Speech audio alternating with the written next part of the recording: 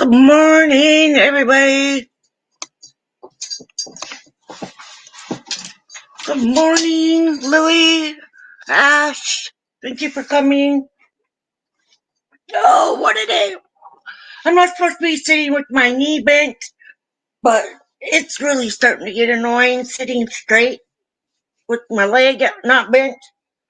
I just can't bend it all the way. I can bend it, but I have 6 stitches in my kneecap, falling down last week. Yes, I'm clumsy. Very clumsy. Everybody says, wrap me in bubble wrap so I stop getting hurt, but hey, it took me 11 years to get hurt again, so I'm good. Maybe this will keep me good for another 11 years. Maybe. But I had to get a tetanus shot. Woohoo! But yeah. So this is an AA meeting. My name is Sandra, and I'm an alcoholic. Go ahead and say our serenity prayer here in a minute.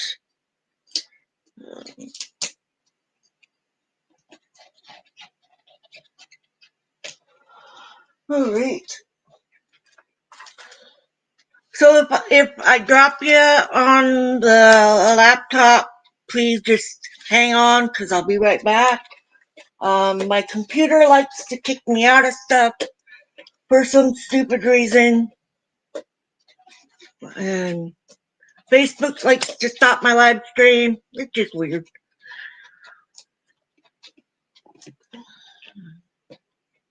Hope you're having a good week so far, Ash.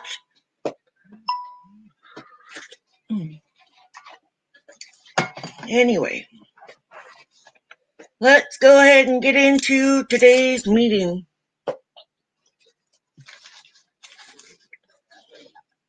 God, grant me the serenity to accept the things I cannot change, the courage to change the things I can, and the wisdom to know the difference. Oh, my knee. I want to bend my legs so bad.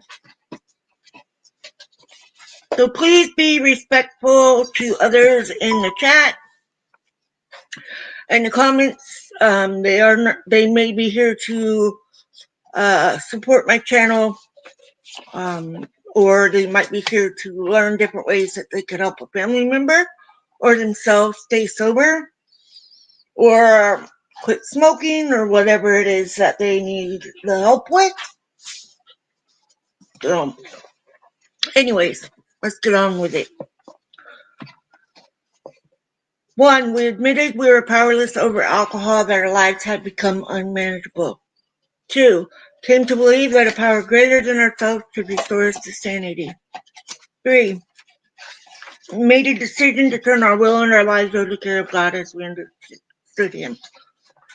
4, made a searching and fearless moral inventory of ourselves. 5, admitted to God, to ourselves, and to another human being the exact nature of our wrongs.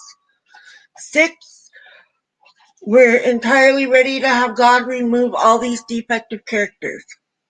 7, humbly asked Him to remove our shortcomings. 8, made a list of all persons we had harmed and become willing to make amends to them all. 9, made direct amends to such people wherever possible, except when to do so would injure them or others. 10, continue to take personal inventory, and when wrong, promptly admit it. 11, sought through prayer and meditation to improve our conscious contact with God as we understood Him, only praying for knowledge of His will for us and the power to carry that out. 12, having had a spiritual awakening as a result of these steps, we tried to carry this message to alcoholics and to practice these principles in all our affairs. Now, if you're not subscribed, please subscribe and hit the bell, because I do upload random videos and shorts, and so my channel is not just about AA. Anyways, I put in the description, well, it says more under the video title, and I put it on there so that way you know what book we're reading and what page we're on in the story. So my book is a 4th edition. I call it the big book. And we are on the move, 486.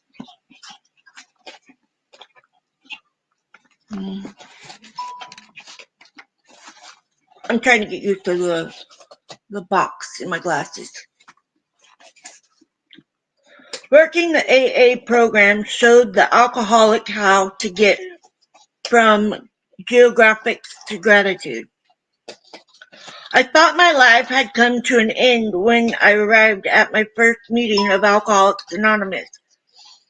At 28 years old, I had been drinking since early teens, and to my way of thinking,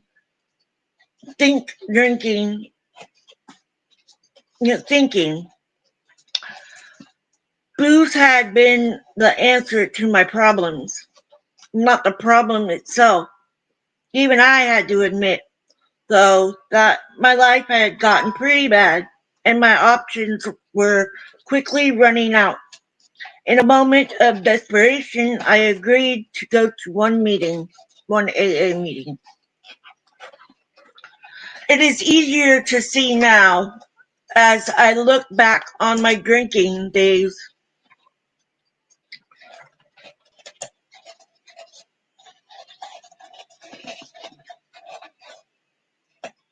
I lost my spot again. That from the very beginning, alcohol had been a part of nearly every disaster in my life. As a very young boy, perhaps 10 or 11 years old, I had begun to steal drinks when my parents were not looking, or my friends and I would convince someone from the local high school to buy us some beer.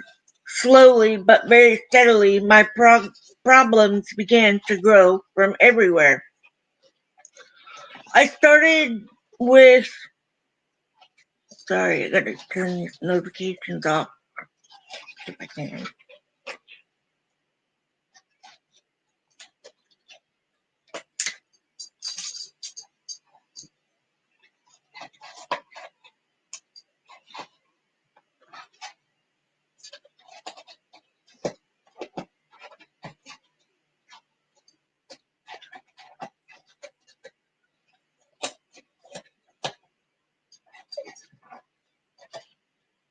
Okay.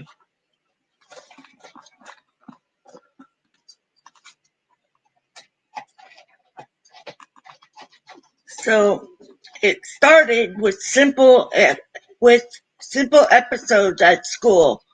My buddies and I would split a 6-pack over lunch and thought nobody would notice.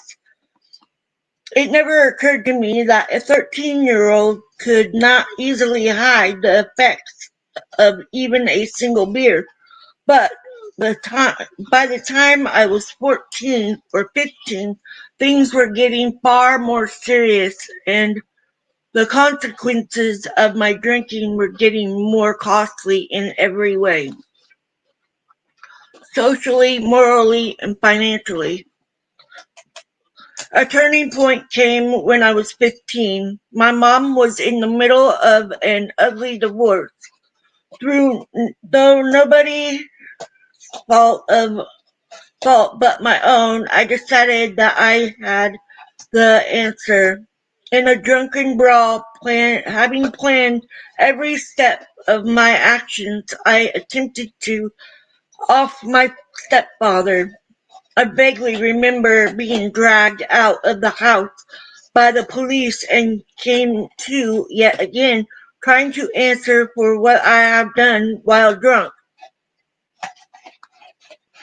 The results were that I was eventually given a choice by the judge: go to juvenile hall until I was 25 years old or leave the state until I was at least 21. I did not want to go to juvenile hall, so I did the math and decided the better part of dollar was to get as far away from there as I could. Over the next 13 years until I graced the doors of AA for the first time, life really never got any better. I did, however, learn the fine art of geographics. From my home on the East Coast, I landed in Japan. Quit eating that! Hey! Hopper! Stop! Then I moved back to the United States and to New England. Then out to California, where over the next 6 years I saw my alcoholism take me to new depths of disgrace, embarrassment, and despair. As one of my early AA sponsors used to say, I didn't hang out with lower companions. I had become one. The specifics are pretty much the same as for most alcoholics. I went places I used to swear I would never hang out. Go. I did things I could not imagine myself doing. I hung out with people that at one time I would cross the street to avoid. There came a time when looking into the mirror, I honestly did not know just who was looking back at me. To say that I had arrived at a jumping off point is an understatement. Life just could not go on like this much longer. I began the process of speeding up the day when life would end. My doctor had 6 or 7 suicide attempts on my medical record. Most were pitiful efforts to reach out for help, although I didn't see it at the time. My last such attempt was very public and demonstrated that I had lost touch with reality and with any sense of what my actions could do to others. Stop eating that! A friend took pity on me, I think, and invited me to his home for Thanksgiving. His parents were in town from the East Coast and he was having a big party. There at the dinner table, I stood up and attempted offing myself in front of everyone. The memory of that has always stuck in my mind as the definition of pitiful, incomprehensible demonstration, blah, blah, blah, blah, demoralization. There's the word that the big book talks about. What is sadder is that my actions had made sense to me at the time. As a result of as a result of that episode, I ended up seeing a psychiatrist to find out what was wrong with me. At our very first session, she invited me to tell me about yourself. I proceeded to do so, only to be told to stop after I had only spoken for 5 minutes or so. She explained that she really only had 2 things to say to me, that she thought I hadn't told the truth since I walked into the office, and that I was an alcoholic. It took me a long time to understand how a description of my life could make anyone think I was a drunk. The doctor said that if I was going to continue to see her, I had to agree to do things. First, She gave me a business card with a phone number on it. She said the next time I tried to off myself, I should call that number first. Second, she was going to give me a book to read. And she wanted me to read the first few hundred pages before our next meeting. Before I left that day, she gave me a copy of the big book. It took some time, but I eventually made it to my first meeting. I had gone out on New Year's Eve. When I came to, I thought it was the next morning. As I held my head steadily, popped some aspirin, and tried to drink a cup of coffee, I glanced at the front page of the newspaper. It was January 9th, and I had been in a blackout for over a week.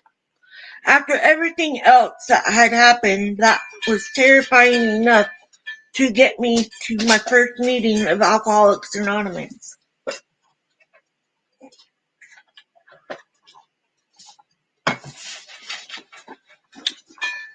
When I drove up to that first meeting, though, I saw that the address I had was actually a church. As a nice Jewish boy, I was not about to wander into a church. I knew that I would not be welcome. I hid on the floorboards of the car and peeked out the window, waiting for the drunks to walk by. Everyone looked normal, so I figured I might be in the wrong place. I was about to leave, but then I saw a drinking buddy of mine go by. I jumped out of the car and greeted him. Funny thing, but it was his first meeting of Alcoholics Anonymous also. What a coincidence. In we walked into a world that had turned everything in my life inside out. I didn't like AA and the people in it for a long time. I didn't trust anyone, and I got tired of sitting at meetings, listening to other newcomers as they began to talk of finding God, having their families return to them, being treated with respect by society, and finding some peace of mind.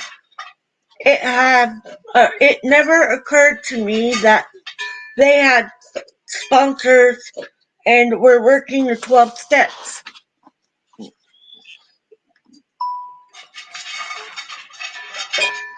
Hi, Tony.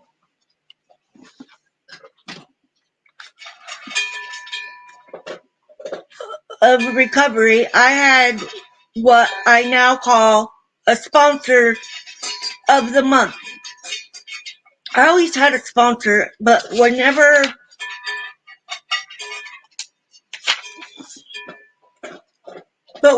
one of them would lovingly suggest I do something, I would fire them and move on to someone else.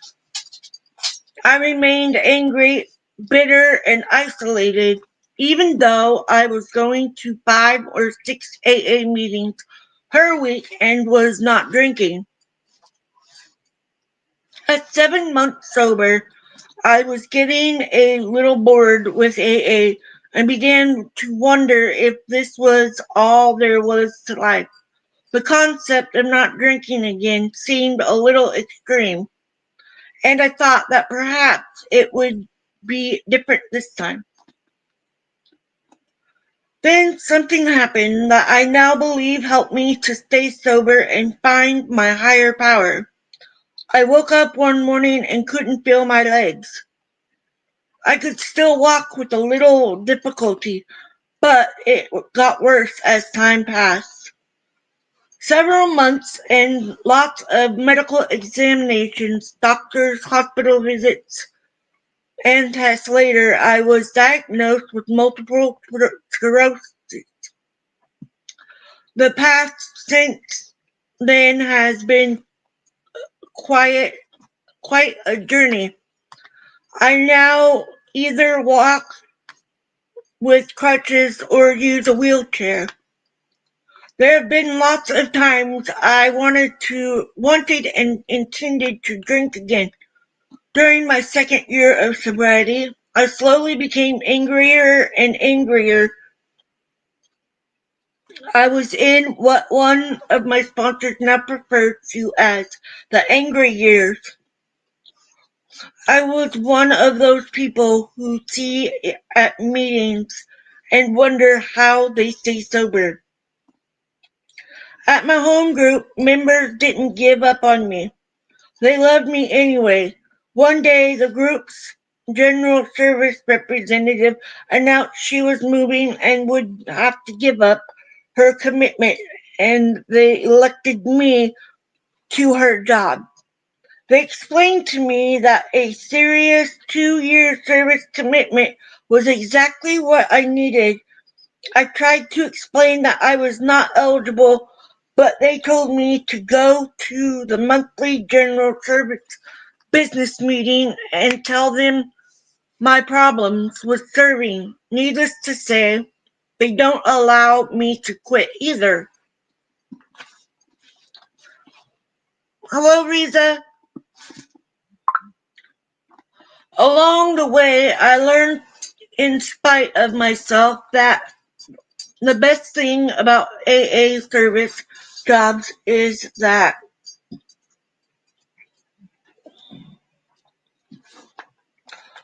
for a period of time,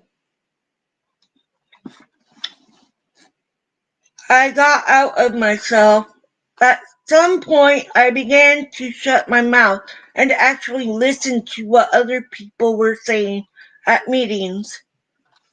After white knuckling it for almost 2 years in AA, quit.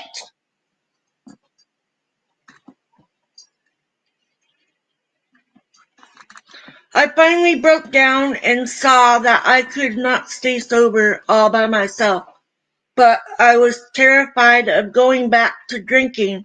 After all my offing attempts, I had no fear of dying, but I could not stand the idea that I would go back to living that way again. I was at what the old-timers and our literature refers to as a jumping off point. I didn't know what to do. One evening I did the unimaginable, at least for me. After picking up my sponsor of the month to go to a meeting, I informed him that I was ready to work the 12 steps of Alcoholics Anonymous. In most respects, my life began again that night. That man took me through the steps in a loving, gentle way that for the remainder of my life I will be grateful for. He taught me to look inward at my soul, to welcome a higher power into my life, and to reach out to others. He taught me how to look into a mirror and to like and even respect the men who look back at me. When I reached the 9th step, I began to hesitate in my enthusiasm. One morning I woke up covered in sweats and could not get over a nightmare I had, that this was my last day of sobriety. After calling friends and my sponsor, I knew what had to be done. I spent the entire day, more than 8 or 9 hours, going into people's offices and making my amends. Some were thrilled to see me. One woman called the police. When they arrived, it turned out the policeman who was in AA, and he convinced the woman not to press charges. I even ran into someone who I had thought was dead. So I took a guy to lunch and made my amends to him also. For the first time, I thought and actually felt as if I was a member of Alcoholics Anonymous, with something to share at meetings. When I was 4 years sober, I took a trip back to my home city. One of the very few times since I had left so many years before under the threat of jail time. I made amends to the man I had attempted to, when I was 15 years old. I visited and made amends to several people who had sat at the Thanksgiving table and had watched me attempt off in front of them. I came home exhausted, but knew that I had somehow done the right thing. It is possible, no coincidence, that the following year my old friend invited me back for Thanksgiving dinner. AA and the steps of recovery have shown me how to look at events in a different way. I can now understand how some things which once seemed like major disasters turned into be blessings. Certainly my alcoholism fits that category. I am truly a grateful alcoholic today. I do not regret the past, nor wish to shut the door on it. Those events that once made me feel ashamed and disgraced now allow me to share with others how to become a useful member of the human race. My physical disability has not altered that attitude. If anything, it has enhanced it. Long ago, I had learned that no matter how uncomfortable I was physically, I felt better by getting out of myself and helping someone else. It has also helped to learn how to laugh at myself and to not take myself so seriously. I am aware that I am not the only person on this earth with problems. Through my experiences in general service, AA has shown me how widespread and diverse the program is. I have traveled throughout the United States and even went to Israel.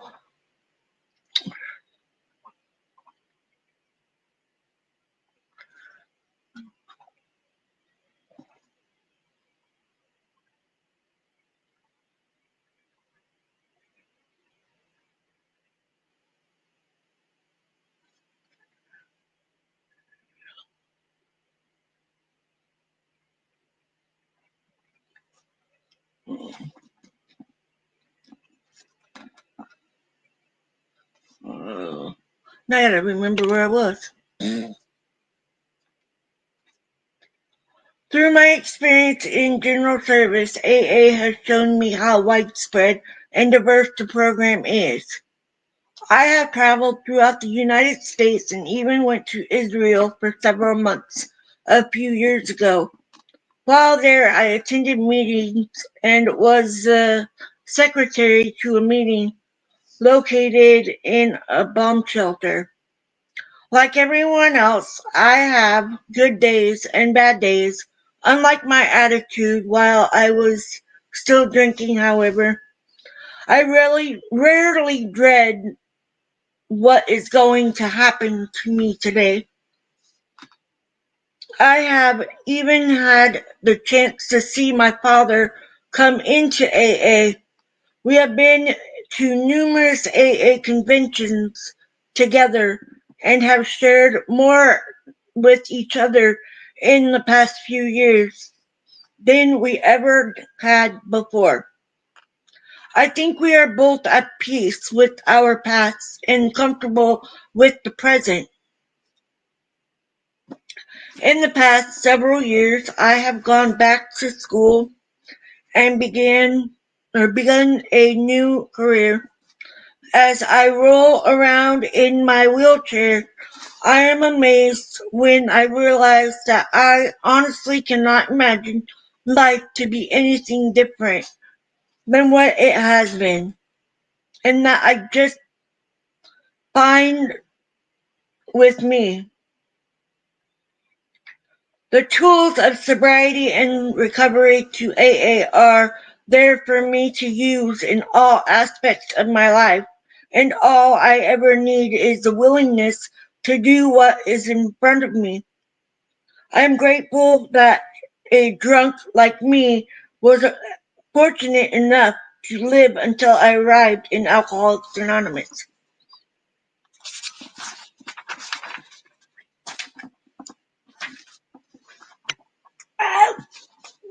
I have to bend it. My knee is killing me. Anyways, so I would go to meetings, but then I would leave like an idiot. I didn't want to hear it, and I was ashamed of who I was before I quit drinking. My actions, my attitude, everything was so awful before I found my recovery. And I had alcohol around me all the time. All the time. My dad drank. He wasn't, when I was growing up, he drank when he got off work. And this is my stepdad, the man who raised me. And it never treated me any different than my sisters that are his biological ones. But like my parents had friends come over and they drank, and my aunts and uncles would come over and they drink, I had alcoholics on my mom's side, on my father's side, my dad's side, and when I got married, I had it on my husband's side as well. I think it's on both sides of his family as well. So, like, it's everywhere, and you're never the only one. You're on my owie knee, dude. You can't be on my knee. Go tell Mike. Go tell Mike. Go tell Mike. Go tell him. Go tell him, take me out. Go tell him. Papa's such a smart dog. Anyways, but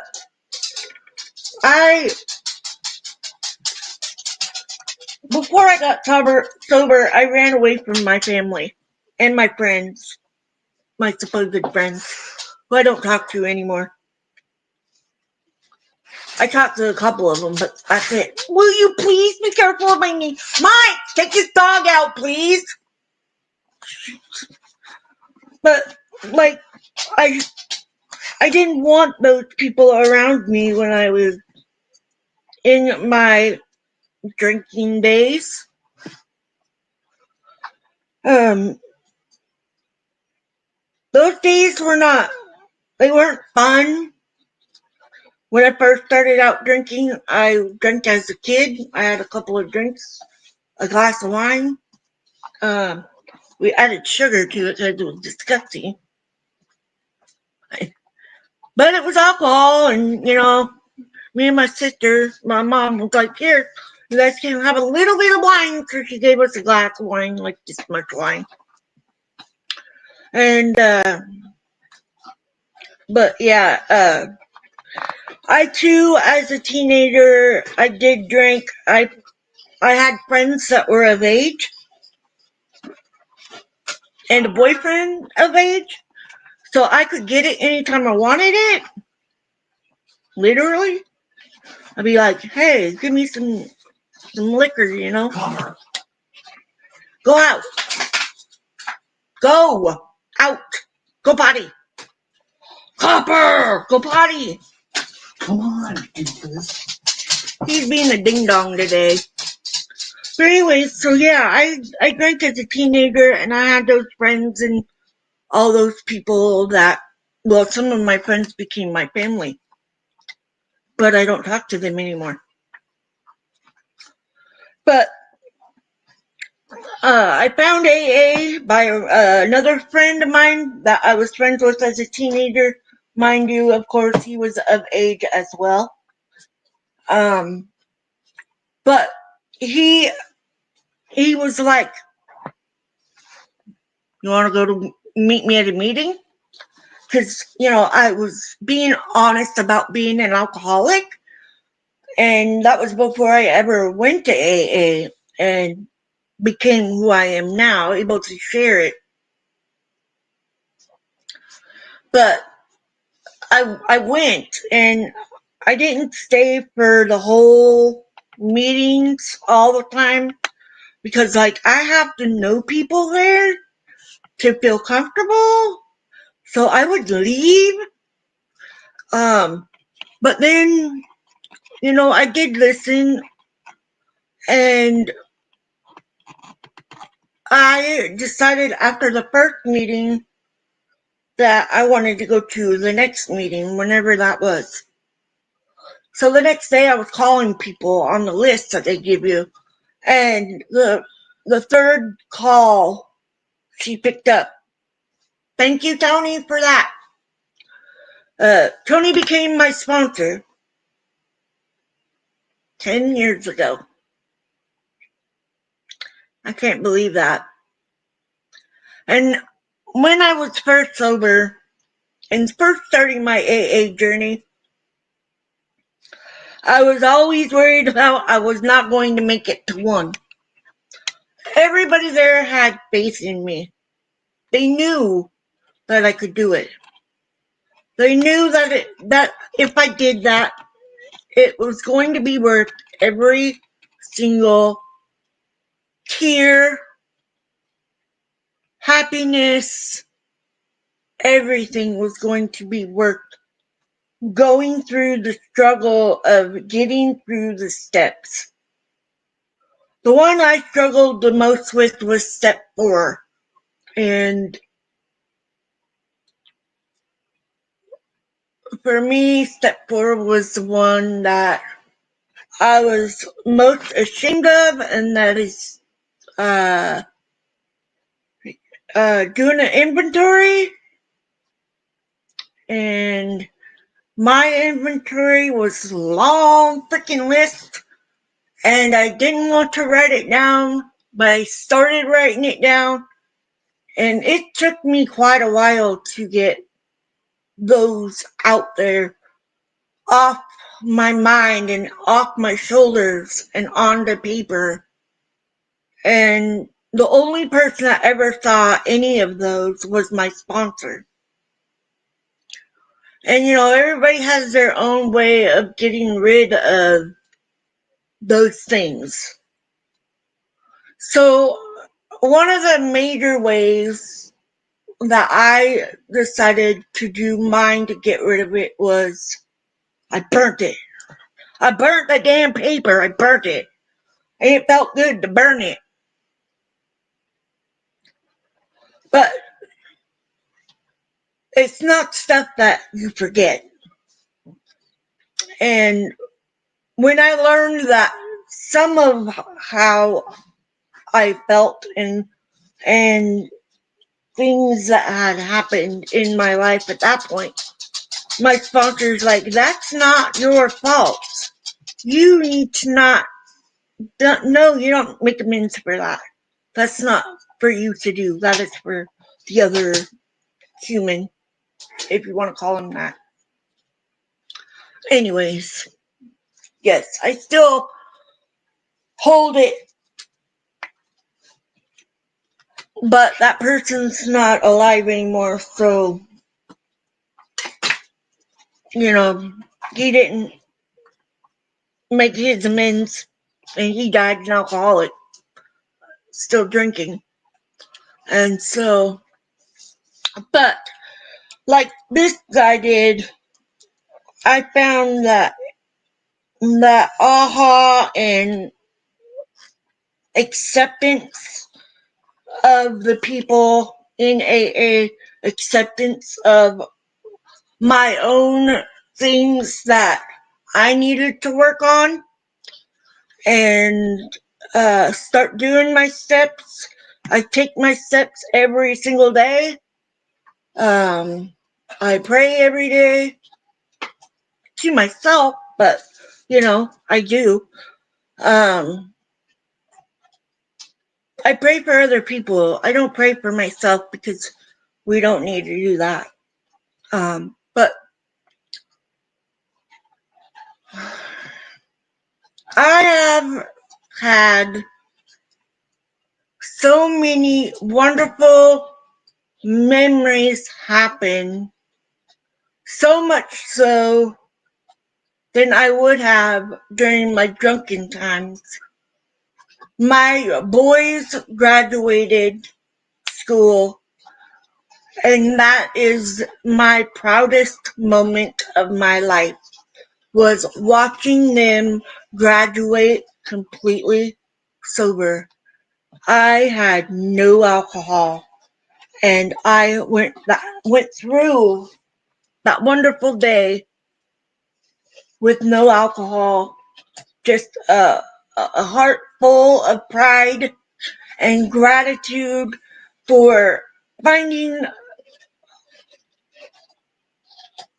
a fellowship that understands what I was going through.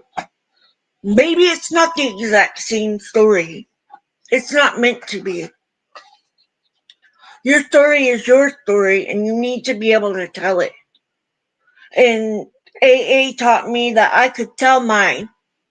And one of my other sponsors who passed away, she always told me, find your voice and never, ever lose your voice. Always use it.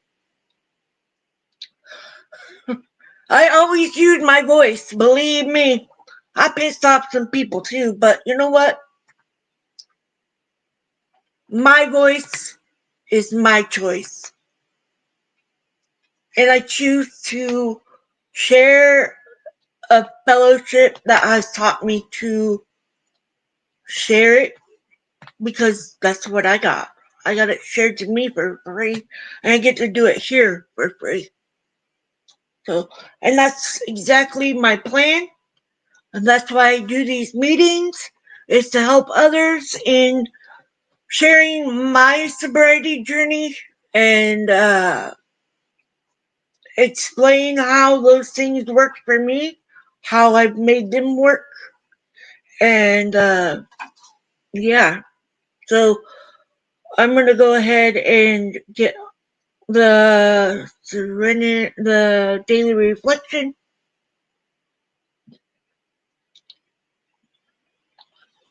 Oh yeah, today is not a great day, so I'm going to be calling someone that I've helped become sober and make sure she is doing okay today. So, anyways, April 1st, looking within, made a searching and fearless moral inventory of ourselves. 12 Step 12 Traditions, page 42. Step 4. How does this happen? Step 4 is a vigorous and painstaking effort to discover what liberties or what liabilities in each of us have been and are. I want to find exactly how, when, and where my natural desire have warped me. I wish to look squarely at the unhappiness this has caused others and myself. By discovering what my emotional deformities are, I can move toward their correction. Without a willing or persistent effort to do this, there can be little sobriety, or contentment for me. To resolve imbalanced feelings, I need to feel a strong and helpful sense of myself. Such an awareness doesn't happen overnight, and no one's self-awareness is permanent. Everyone has the capacity for growth and for self-awareness through an honest encounter with reality. When I don't avoid issues but meet them directly, always trying to resolve them, they become fewer and fewer. Amen to that. And with that, that's going to be our meeting. Let's say our serenity prayer.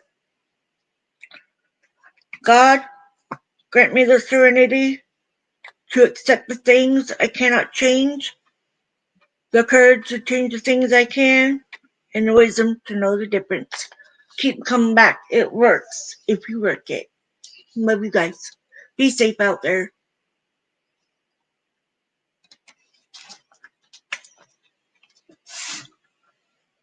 Love you all.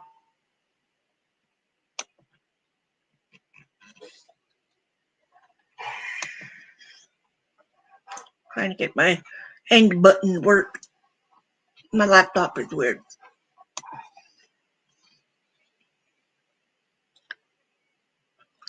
You're welcome, Lily. Thank you guys for coming. Appreciate it. Have a good week.